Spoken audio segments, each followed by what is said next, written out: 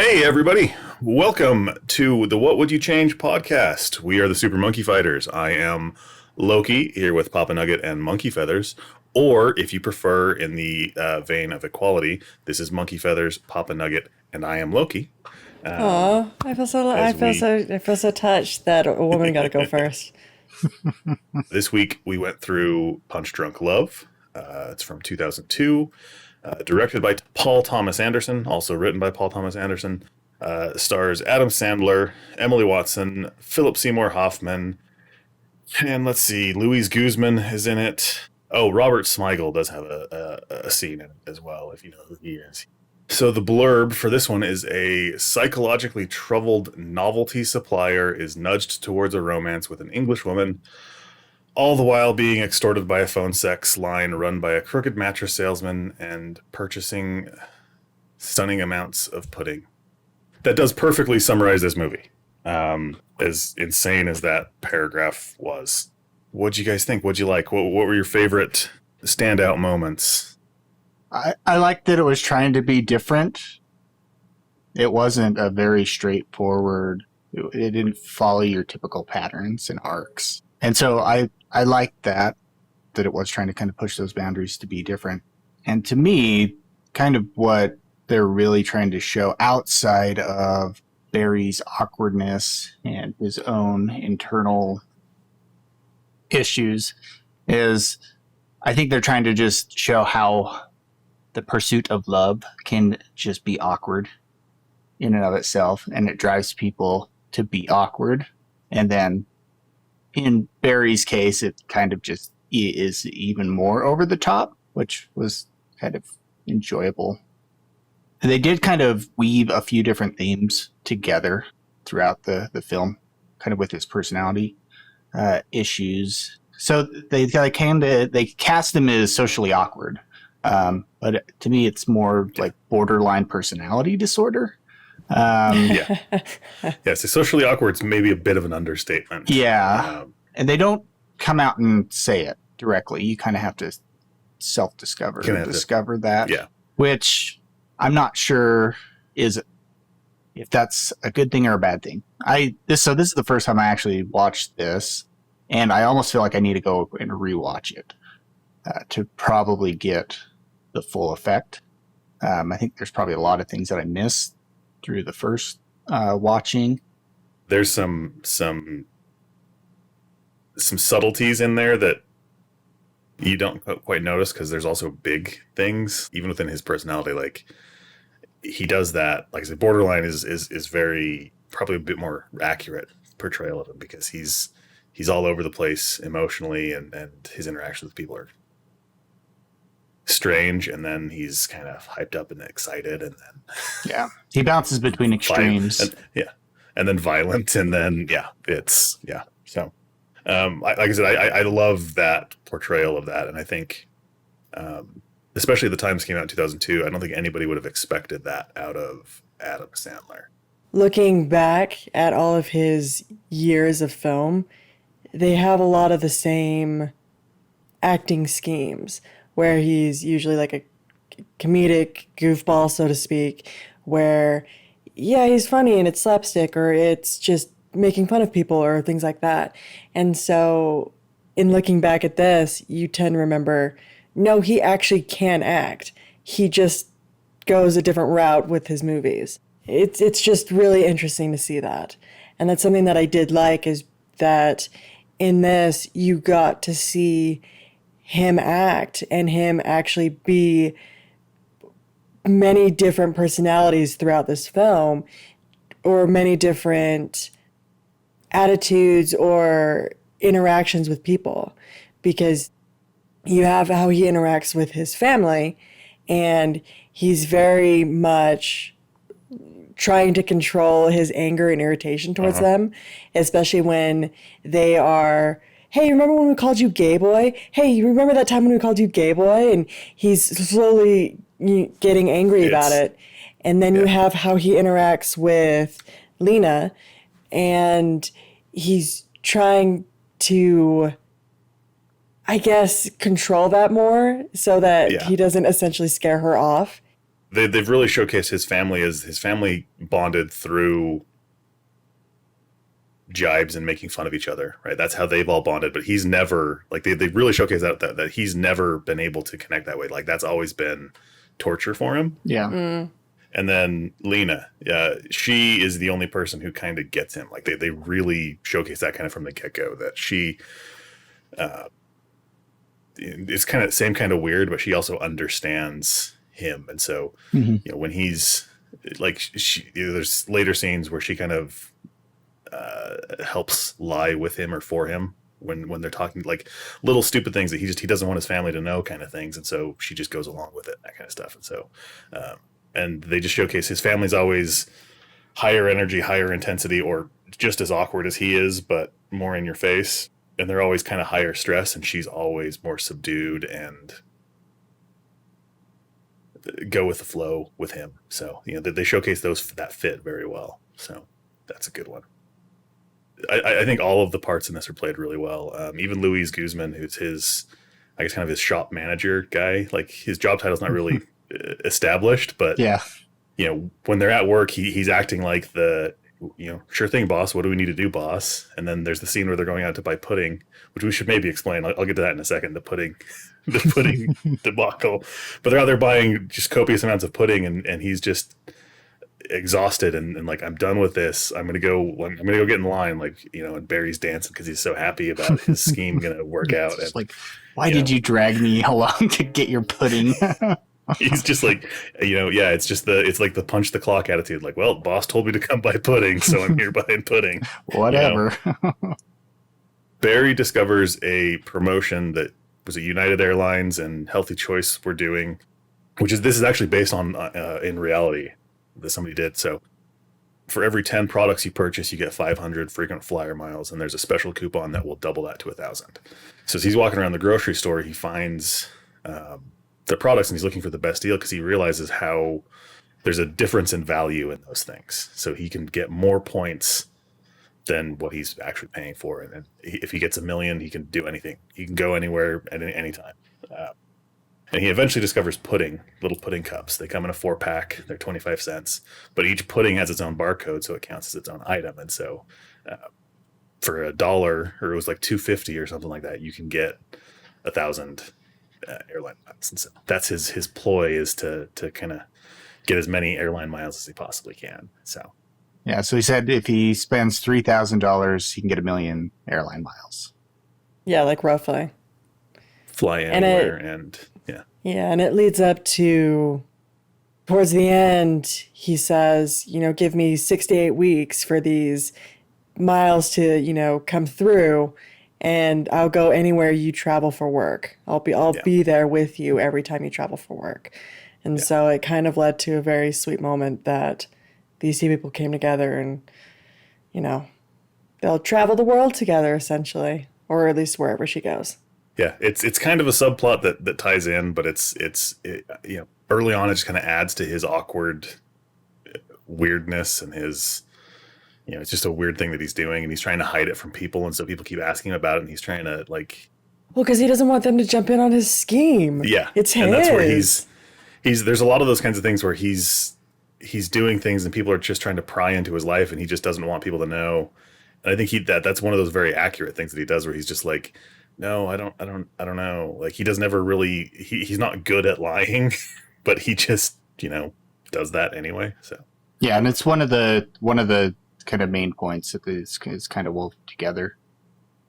So you have the love story kind of with Lena, the pudding thing, just his running a business, and then the phone sex scandal. Which, his business is a very chaotic business. Well, it's chaotic because he's the one in charge. Yeah. And I think that's what they're trying to show. Establish. There's a forklift accident, but there's also they're talking to clients, and he sells they're selling plungers that have fancy looking plungers that are novelty things. And they say they have a break resistant handle, and he smashes it on the table in front of him. He's like, well, obviously that's one of the old ones, so this is awkward. It's just he's just kind of very matter of fact in all of those kinds of things, and it's I don't know. It's kind of refreshing to see, especially I think in a romance where this isn't your typical Hollywood romance movie. So That's something that I did like about this is the romance, because you have Barry who basically found someone who is as crazy as he is.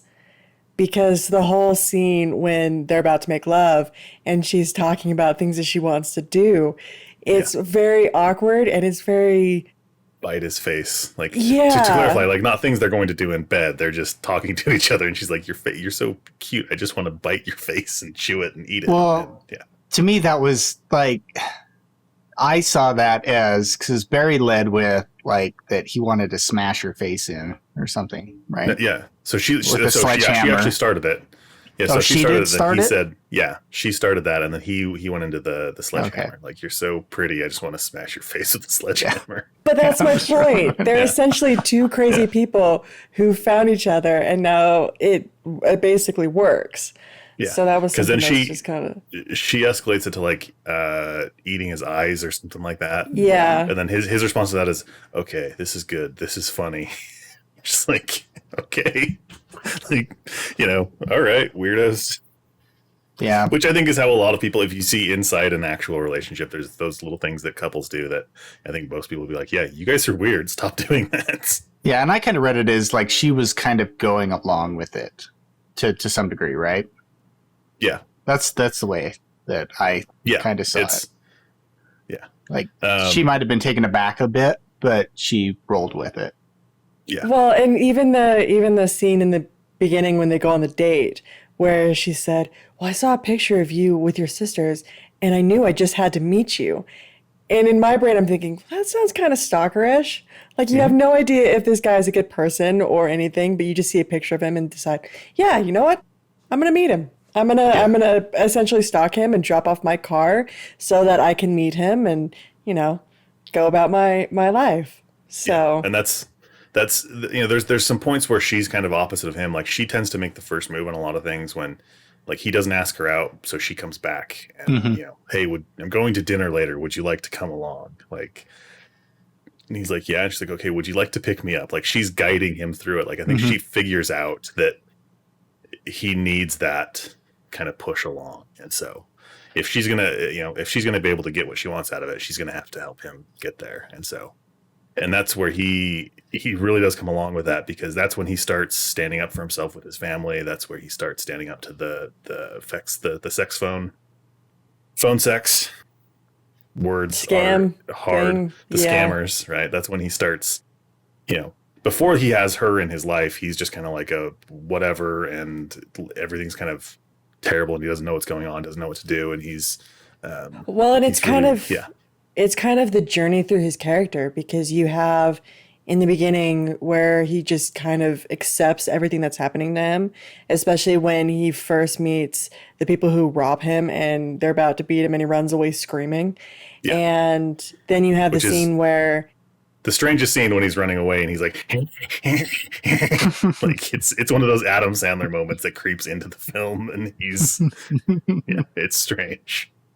So you have that scene where he's running away, and then cut to when he returns back from his trip with Lena in the car, and they ram him with their car, and he gets out, he's like, "No, I'm not taking this anymore." He beats the crap out of them, and he's very, he's like badass action star, and it's a shift of his personality to understand that before he met Lena to now, where he's like, "I don't want to lose her, so how dare you come after us and attack us and do all this stuff." So but it still I mean, they show that earlier in the film with his anger outbursts, right? So like he's been pushed to those breaking points in other scenarios, but in this case is when he's using it to fight he back. takes it. He's always just let that pent up until he just outbursts. And they're even talking about that when the family gets together. He has 7 sisters, and he walks into the scene and they're trying to figure out why he threw a hammer as a kid. Well, he threw a hammer through a glass window. And so he walks into the situation and they're already ragging on him before he's even there, which builds his anxiety up. Which they showcase that really well, especially in that scene where he's just standing there by himself and everybody's talking. It's just this cacophony of voices and noise. and then he snaps and kicks all the windows, breaks all the windows out. So and that stress level, that anxiety, raises with the sound design and with just the scene where he's isolated from everyone else. Well, and even in the beginning of that scene where he opens the door and he hears them talking, and he's like, "I don't want to be part of this," but he just walks back out. And so it's the whole scene where he just doesn't know what to do until finally he walks in, and so it's the struggle because he doesn't want to be there, but he doesn't want the backlash that'll come if he's not there. So to him, it's a lose-lose situation, and so he's and that's where. They talk about that a lot when he was a kid. They showcase that there. And then kind of as he has something to fight for in his life, that's where he starts to kind of get more control over it all. And he starts to, let that out so that it's not a big, massive outburst of property damage or those kinds of things. So, there's a scene where he's on the phone with his sister trying to find out where Lena's staying as he kind of tracked her down. And his sister's just the same thing, just ragging on him. Just what I know. What do you want? What do you want? What do you want? What do you want? And he's just like, just shut up. Just this isn't. I need to know where she is. That should be enough for you. Just leave me alone. No, like I should have to put up with this shit. It's just like this is the kind of thing that I've hated my entire life. And so they showcase that really well. So another thing, what did you guys think about the colors? Did you even notice the color transitions? The color scene transitions? Yeah, I don't know how to feel about that because I don't know what they were trying to get across with it. I first saw this in theaters when it came out, so I would have been in high school and just happened to recommend it to somebody, and they went and saw it. So another high school kid. So imagine, 17, 18-year-old kid. And I really liked it. And to me, when I saw it, I was like, they were just transition scenes, right? They weren't, that wasn't the big, like the movie kind of, overshadows those. But this kid, when he saw it, he's like, dude, what the hell were up with the colors? And I'm like, what do you mean? I don't even know what you're talking about. Like, and he's like, what do you think about the music? I don't know what to think about the movie. It was weird. And then there's just colors all over the place. Like, what the hell is up with the colors? And that's what stood out in his mind. So, which I've always paid a bit more attention to now because I was like, oh yeah, I was watching the acting and the cinematography because the editing in it as well. I do actually really like the editing. We don't talk a ton about kind of those technical bits here and there on a lot, but there were some shots where it's a wide shot. She's far away and she's walking into frame. She comes around a corner when they're in Hawaii, and then it cuts into a closer shot and she kind of makes the same move again. So from a linear standpoint, she would have moved back in physical space and then came back around the corner. But it's one of those things that helps emphasize the importance of her and when he sees her and that. So just that whole scene, I just really like the way that was all cut together. So I do want to talk about the Utah connection. It's one of the things that always stood out to me in this film from the first time I saw it. Like the title card comes up, says Provo, Utah. And you're just looking at the scene and I was just like, yep, that's Utah for sure. Like, and then they kind of get into the club. The mattress man's got they're rehearsing for a show. Yeah. So I think they put some detail into, the locations. Like they very much feel like California and Utah when they're there. So I always liked that. And just, they don't necessarily portray Utahns in the best of light. I think they're kind of the villains in the film. But I do think they kind of very accurately portray that. So that's where the phone sex line is from, the scam. And so they send 4 brothers out after him. See, I always liked that. The fact that they're using payphones. It's 2002, so they still existed back then. The phones they play a big part in this. There's several times where Barry's on the phone and something angry happens and he just leaves the phone in his hand. Yep. I remember 2 times. I don't know if there were more than that, but there's a very prominent scene where he basically rips the phone out of the cable and then goes to the place in Provo where goes from California to Utah with a color transition in between, and has it in his hand still. So yeah. Which is my absolute favorite scene. It's one of my favorite scenes out of any film. That was a great scene. Confrontation. It's like 2 beta males, unsure what to do. Yeah.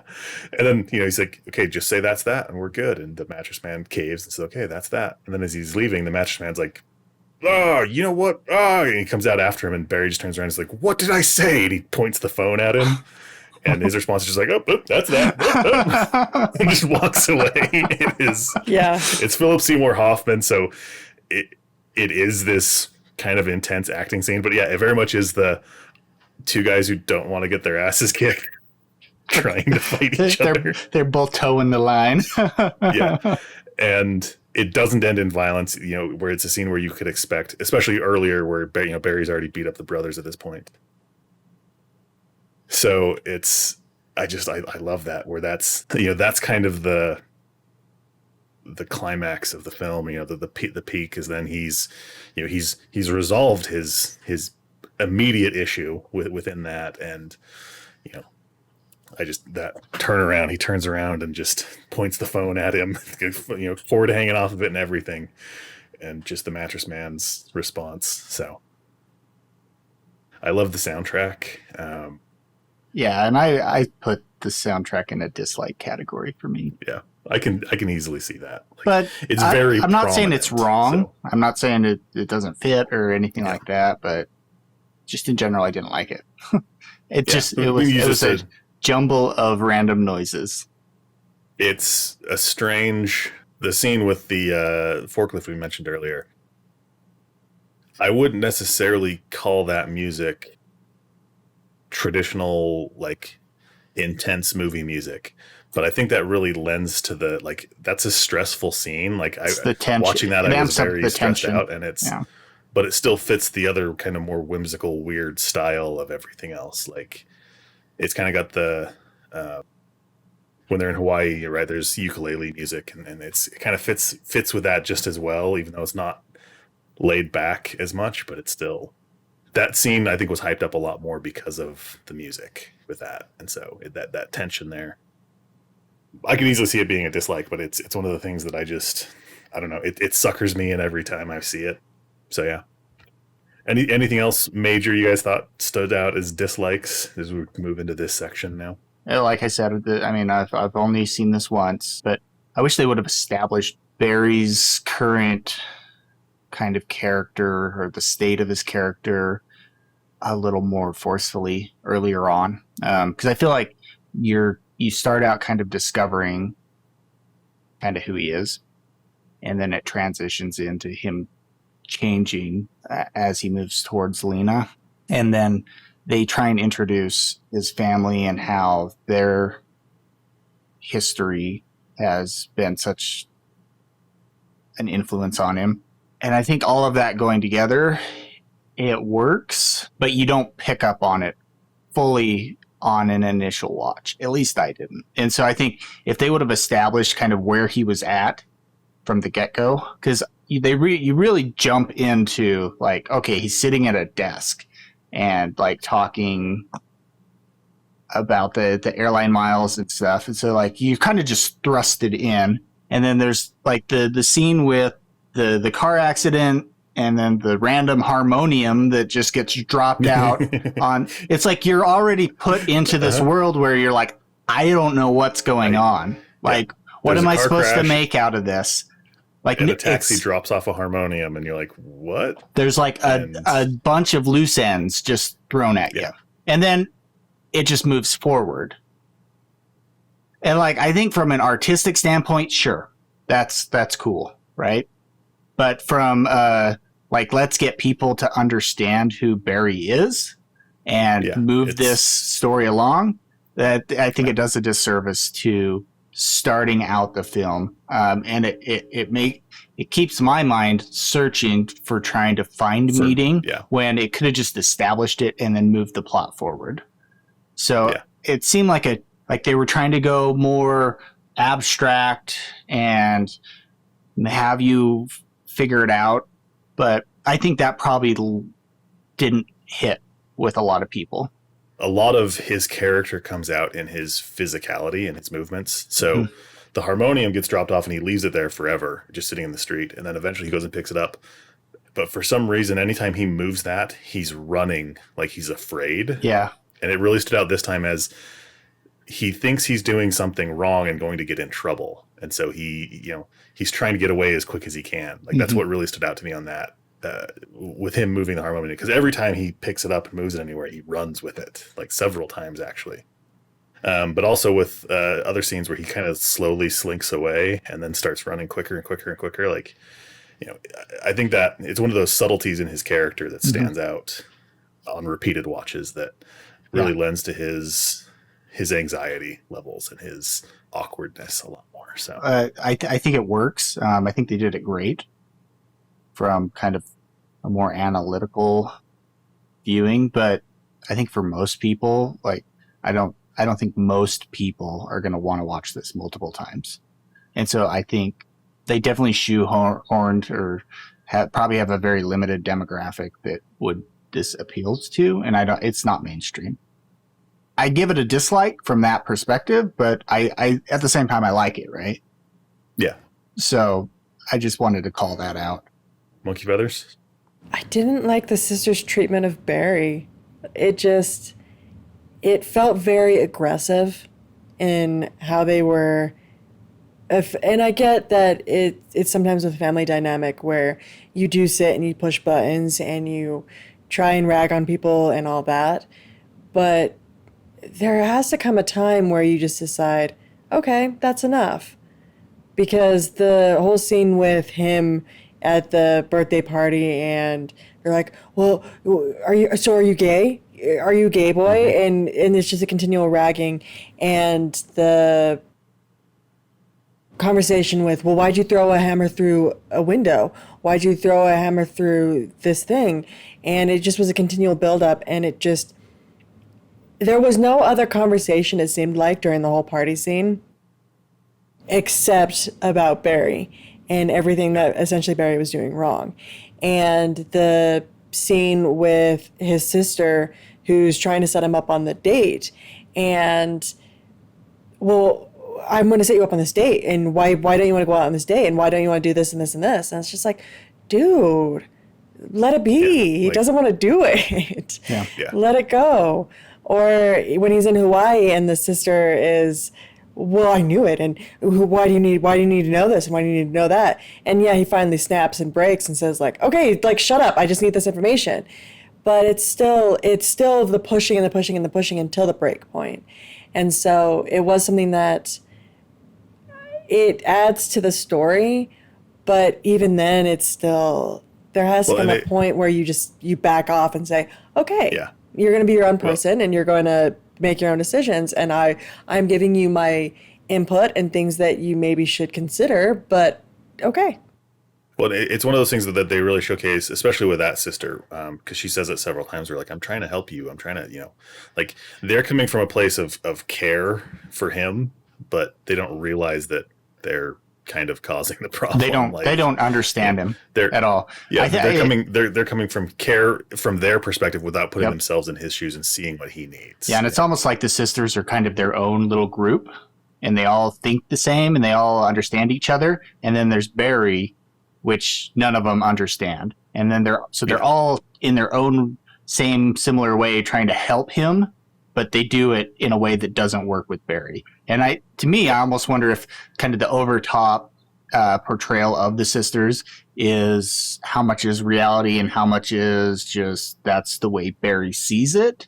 It's there could be maybe there's something going on there. A lot of this film is that with because I've had that thought several times watching it, where it's like, how much of this is real and how much of this is just him thinking through it all, kind of a thing. Like you could easily make that argument with this film with a lot of elements, but the sisters especially, where they're all trying to figure out why he had a hammer, and then one of the other sisters walks in the room and the only thing she says really is he was building a doghouse. Like they're kind of one character. They're not seven distinct people. They're a hive mind. Yeah, they're a hive mind, and they kind of represent his anxiety and his, the source of his personality, the way it is. So where he's controlled by them and the fear of them more than he's making his own decisions. So there is some things that, and I think this is more to the quality of DVD versus higher quality mediums, because I watched them. I have it on DVD, so I just watched it on that. It seemed the image quality seemed a little bit muddled. So I was almost, I looked it up because I was curious. I was like, I wonder if they shot this on video rather than film, 2000, trying to make that transition. So it was like, hey, well, let's do it on a high definition camera. And it was like a 720p something or other. They didn't. They shot it on Panavision with anamorphic lenses. So it should look a lot better than at least my copy of it. Because that stood out to me as, it's like, I really wish I should probably get a Blu-ray of it, because I think that increased that image quality quite a bit. Because it was a bit distracting to me, where colors kind of meld together and there's not as crisp details in it. So it wasn't as good as I remember it. So that's one of the things I didn't like, at least in my viewing experience. The other thing I didn't really like is the crying scene.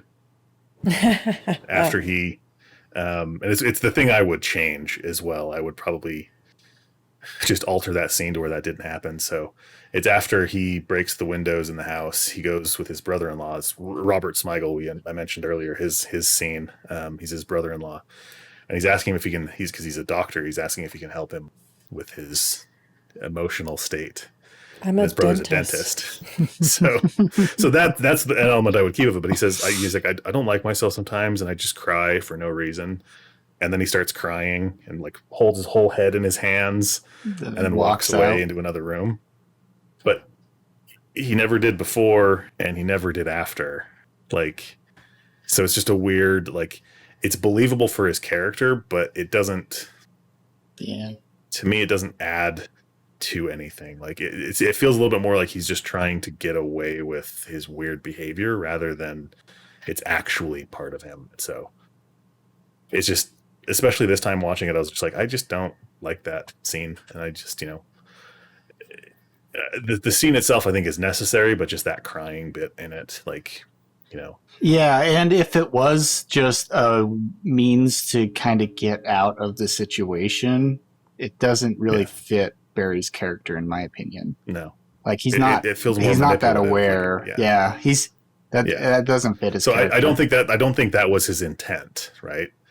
I think he was trying to be honest and genuine with his brother-in-law there, because where his brother-in-law's like, so yeah, what's up? And he's just like, I don't like myself sometimes, right? Like the way that he's finally asking for help a little bit, because he's hit that point, but he wants that anonymity. Like that's all very genuine to me. The crying just doesn't quite fit. Like, and where they don't really ever, it's just there for that scene and that's it. Like I just don't. I don't like it. It's what I would change. And that's, I mean, realistically watching it, like, trying to find things. Okay, I've got to look at this with a really critical eye and find things. I just can't. So, what else would you guys change on this one? The whole scheme with the phone sex line, it just felt random and just out of place. Which is especially strange because everything in this film is kind of random and out of place. I know, and that's why. And the scenes are funny because, as we were just describing the whole confrontation, but it just kind of felt out of place because it starts with, of course, like he's lonely and he's talking and, he goes about his business, and then they call him back the next day trying to scam him and all that. But it just, especially when they drive specifically from Utah to California to beat money out of him, I think that realistically it could have been done differently, whether they just removed the whole phone sex scheme. Because I get an idea that was possibly behind the reason for it was to slowly build Barry up to be more confident in himself.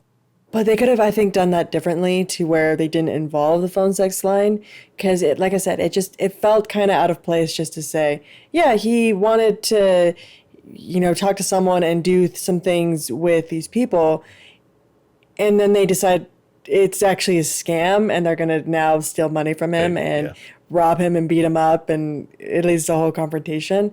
Well, and I guess that's the thing that maybe I would change to is just kind of build up why they chose him and not everyone who calls in. They kind of try and play it up as I'm a businessman and I'm doing okay but he doesn't really, he's just like, yeah, I'm doing all right. I could be doing better. I guess and that's enough for her to think, oh, this guy's got money. We can go scam him.